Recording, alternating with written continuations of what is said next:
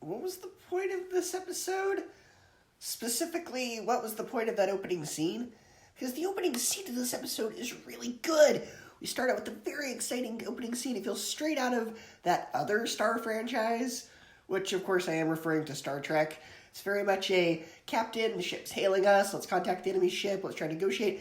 Very out of Star Trek, which I kind of liked.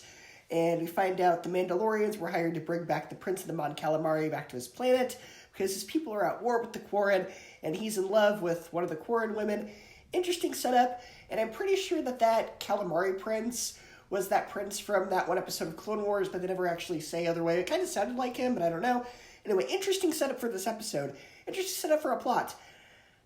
And it never comes back. After that opening scene, this plotline is dropped and it goes a completely different direction. And instead we get a plotline about droids malfunctioning and Bo-Katan and Din Djarin needing to find out why. And compared to that opening scene, it's a very thin plot and it's not interesting. So, yeah. Now, Jack Black is in this episode, which was a fun surprise, and he gives a fun performance, but he's so distracting. All I think is like, really? Jack Black is in Star Wars? I like him, but he doesn't fit with this episode. He's just so distracting in this. And it's the same with Christopher Lloyd, right? Like, I made the joke when they announced about a year ago that he was going to be in the show. Oh, the man in the DeLorean is now the Mandalorian. And they kind of underuse him. He's, again, just kind of a distraction in this episode. And, I don't know, the plot of this episode was very lazy. It was them with battle droids. I thought it was cool, but, I don't know, just not an interesting plot. It felt like somebody's, like, D&D campaign. It's Star Wars themed D&D campaign side quest. The end of this episode is what frustrated me the most, though. Because this is probably one of the laziest endings to an episode. Bo-Katan fights this other Mandalorian, and she beats him in battle, and he points out to her she doesn't have the Darksaber. Now, is Bo-Katan finally going to duel Din, and we're going to get this epic battle on the edge of our seats, wondering who will emerge victorious as the true owner of the Darksaber?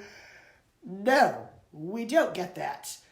Din literally throws it to her. Here, you can have this Darksaber. Like, okay, I don't have a problem with Bo-Katan having the Darksaber. It makes sense.